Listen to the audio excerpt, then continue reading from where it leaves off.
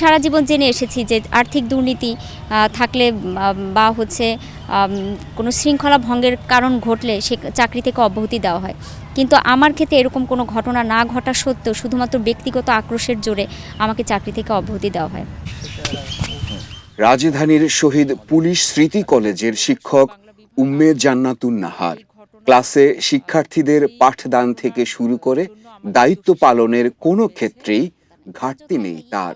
তবু প্রায় ৫ বছর ধরে চাকরিহারা বাংলা বিভাগের এই শিক্ষক শুধুমাত্র শিক্ষক প্রতিনিধি হওয়ার কারণে এবং কলেজের যে দুর্নীতি সেটা দূরীকরণে আমরা যে পদক্ষেপ নিয়েছিলাম, আমরা চেয়েছিলাম যে কলেজে যে অডিট চলছে সেটা বাস্তবায়ন হোক। শুধু এই কারণেই আমাদেরকে ব্যক্তিগত আক্রোশে আমাকে চাকরি থেকে অব্যাহতি দেওয়া হয়। শুধু জান্নাতুন নাহার নন, তার মতো একই পরিণতি ভোগ করছেন আরও ৫ শিক্ষক।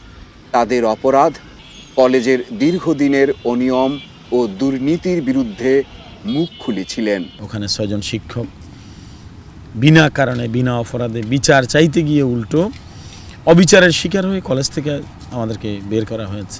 বিভিন্ন শিক্ষক কর্মচারীকে তারা বিভিন্নভাবে তাদের এগেনস্টে বিভিন্ন মিথ্যা বানোয়াট এই তথ্য দিয়ে তাদের পক্ষে সাক্ষী দেওয়ার জন্য জোর সাব্যস্ত করেন, কিন্তু অনেক টিচার বা অনেক কর্মচারী সেটাতে রাজি না হতে তাদেরকে কাউকে সেই হেডকোয়ার্টারের ২০ তলা থেকে ফেলে দিবেন, ক্রস ফায়ারে দিবেন, এই ধরনের ভয় দেখায় এবং এই মনোবল ভাঙার জন্য অনেককেই, এবং কি আমাদের শিক্ষক প্রতিনিধি ছিলেন ম্যাডাম, তাকে সহ অনেককেই রাতভর সেখানে হেডকোয়ার্টারে আটকে রাখেন, যেটা একটা মানসিক টর্চার। ২০০৯ সাল, অর্থাৎ আওয়ামী লীগ ক্ষমতায় আসার পর থেকে শহীদ পুলিশ স্মৃতি কলেজে ধারাবাহিকভাবে চলেছে আর্থিক অনিয়ম, প্রশাসনিক দুর্নীতি এবং পদের অপব্যবহার। একাধিকবার তদন্তে বেরিয়ে এসেছে এসব অপকর্মে জড়িতদের নাম, কিন্তু কখনো কিছুই হয়নি তাদের। উল্টো চাকরি গেছে প্রতিবাদকারী শিক্ষকদের। ৩১ আগস্ট ২০২১ আমাদের কারণ দর্শার নোটিশ দেয়। কারণ দর্শার নোটিশে আমি যথাযথ সত্য ঘটনাগুলো আমি তুলে ধরি। ঘটনাগুলো তুলে ধরার পরও আমাদের কোনো হয়নি, তারা কোনো অফিসার তাদের আগে থেকেই প্রস্তুত ছিল যে আমাদের চাকরি খাবে। প্রত্যেকটা শিক্ষক যারা তাদের গোষ্ঠীভুক্ত, যারা তাদের সাথে তাদের যেই সিন্ডিকেট, সেই সিন্ডিকেটের সাথে যারা অন্তর্ভুক্ত, তাদের বাহিরে বাকি যারা আছে, প্রত্যেকটা শিক্ষকের মনে আপনি অনেক কষ্ট খুঁজে পাবেন। প্রাপ্ত তথ্য বলছে কলেজটির আর্থিক লুটপাটের মূলে ছিলেন সৈয়দ মনিরুল ইসলাম। ১৯৭৩ সালের বিসিএস পুলিশ ক্যাডারের এই কর্মকর্তা এডিশনাল ডিআইজি হিসেবে ২০০১ সালে অবসরে যান। এরপরই তিনি শহীদ পুলিশ স্মৃতি কলেজের অধ্যক্ষ পদে যোগ দেন। বোর্ডের নিয়ম অনুযায়ী ৬৫ বছর পূর্ণ হওয়ায় ২০০৯ সালে তিনি অধ্যক্ষ পদ ছাড়তে বাধ্য হন। এ সময় কলেজ থেকে ফেয়ারওয়েল মানি নামে ১০ লাখ টাকা পেনশন নেন, কিন্তু কলেজ থেকে বিদায় না হয়েও পরিচালক পদ সৃষ্টি করে আরও পোক্ত হয়ে বসেন। নানা কৌশলে কয়েক দফায় তিনি কলেজের প্রায় কোটি টাকা হাতিয়ে নেন। অনিয়মের অভিযোগ তীব্র হলে ২০১৮ সালে একটি তদন্ত কমিটি গঠন করে পুলিশ সদর দফতর। পরে ২০১৯ সালে একটি অডিট ফার্মের নিরীক্ষায় কলেজের আর্থিক দুর্নীতির সত্যতা বেরিয়ে আসে। এতে কলেজের পরিচালক সৈয়দ মনিরুল ইসলাম, সাবেক ভারপ্রাপ্ত অধ্যক্ষ Mahmudul Hasan, shift in charge Kazi Badruzzaman, accountant Nazmus Sakib, academic officer Abdul Mannan, Kamal Hossain দুর্নীতির সঙ্গে জড়িত বলে প্রমাণ মেলে। এরপরই অডিট কার্যক্রম বন্ধে উঠে পড়ে লাগে এই চক্র। এ সময় একজন কনস্টেবলকে দিয়ে অডিট উপকমিটির শিক্ষক সদস্য মোহাম্মদ ইয়াসিন চৌধুরীকে লাঞ্ছিত করা হয়।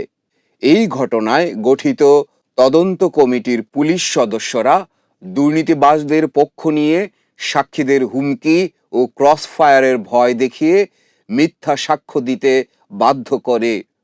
উদ্দেশ্যমূলক এই তদন্ত এবং একপেশে রিপোর্টে দ্বিমত পোষণ করলে তদন্ত কমিটির শিক্ষক সদস্য সাইফুর রহমান সহ 6 শিক্ষককে চাকরি থেকে বরখাস্ত করা হয়। ঘটনা একজন শিক্ষকের সাথে একজন ড্রাইভারের, বিষয়টাতে এই দুইজনের ভিতরে, বা আপনি আরও অনেক শিক্ষকের সাথে পেঁচানোর চেষ্টা করতেছেন কেন?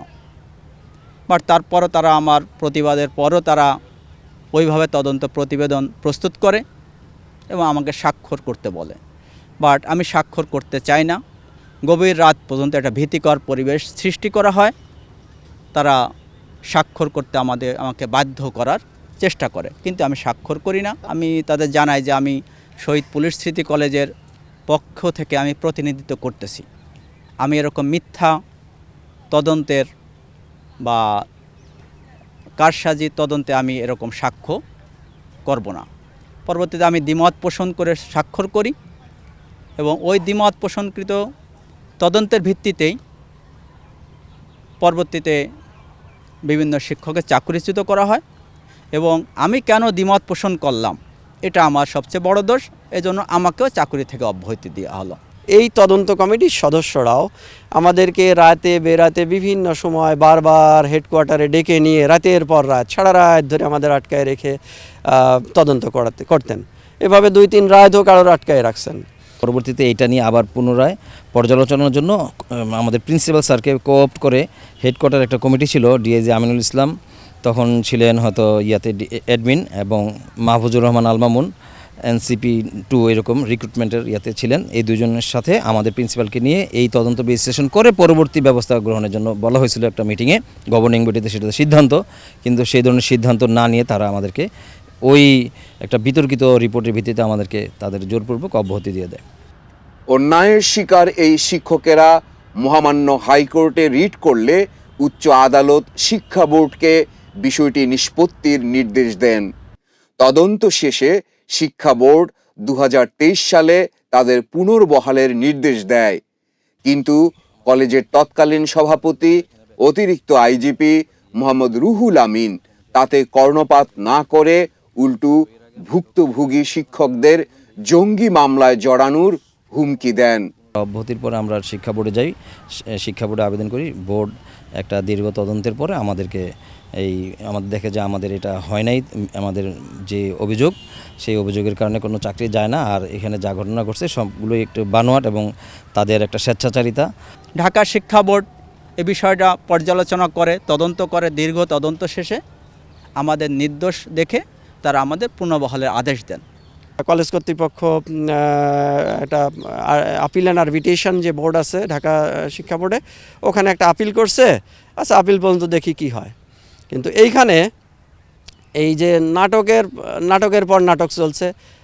পরবর্তীতে আমরা ঢাকা শিক্ষা বোর্ডের চেয়ারম্যানের কাছে সঙ্গে দেখা করলাম। চেয়ারম্যান মহোদয় তখন বললেন যে আসলে আমি রায় দিচ্ছি না বা টালবাহানা করছি, কারণ হচ্ছে যে তৎকালীন যে আইজিপি উনি হলেন আবদুল্লাহ আল মামুন সাহেব আমাকে ফোন দিয়ে শিক্ষকদের পক্ষে রায় দিতে নিষেধ করছেন। এদিকে বর্তমান ভারপ্রাপ্ত অধ্যক্ষ মোহাম্মদ জাকির হোসেন প্রায় 4 বছর ধরে দায়িত্বে আছেন, যদিও নিয়ম অনুযায়ী ভারপ্রাপ্ত হিসেবে তার 6 মাসের বেশি থাকার কথা নয়। তার বিরুদ্ধে অনুমোদনহীন 6 তলা ভবন নির্মাণ ও টেন্ডার ছাড়া 8 কোটি টাকার কাজ করার অভিযোগ রয়েছে। এমনকি জাল সনদধারী গণিত বিভাগের শিক্ষক ফজলুর রহমানের বিরুদ্ধে প্রশাসনিক ব্যবস্থা না গ্রহণ করে আর্থিক সুবিধা সহ স্বেচ্ছায় অবসরের সুযোগ তৈরি করে দেওয়ার অভিযোগ রয়েছে।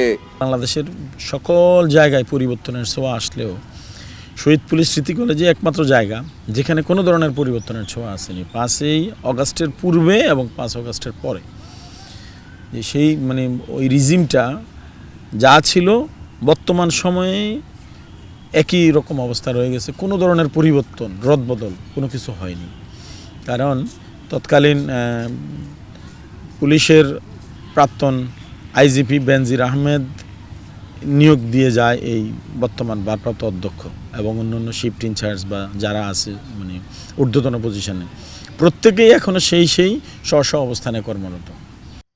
ছাত্র জনতার অভ্যুত্থানে গত বছরের 5 আগস্ট শেখ হাসিনা পালিয়ে যাওয়ার পর বিভিন্ন ক্ষেত্রে আওয়ামী লীগ আমলে অন্যায়ের শিকার অনেকেই তাদের অধিকার ফিরে পেয়েছেন। তবে শহীদ পুলিশ স্মৃতি কলেজ থেকে অন্যায়ভাবে চাকরি হারানো শিক্ষকরা এখনো ন্যায় বিচার পেতে দাঁড়ে দাঁড়ে ঘুরছেন।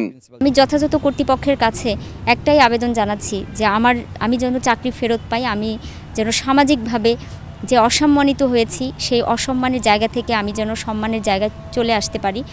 আমার পরিবার পরিজন নিয়ে যে দুর্বিষহ জীবনযাপন করছি সেই অবস্থার যেন সমাপ্তি ঘটে।